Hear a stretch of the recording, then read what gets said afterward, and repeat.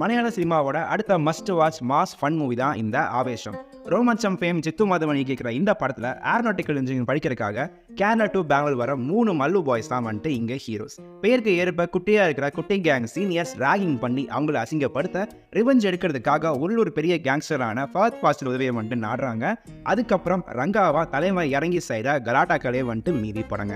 College junior versus சீனியர்ஸ்ல ஒரு வேஃபத்தின் simple பிளாட்டுக்குள்ள இதுவரை சினிமாவில் நம்ம பார்த்திராத ஒரு யூனிக்கான இன்ட்ரெஸ்டிங் கேங்ஸ்டர் கேரக்டரை உருவாக்கி சம்பவம்ன்றது பண்ணியிருக்காங்க.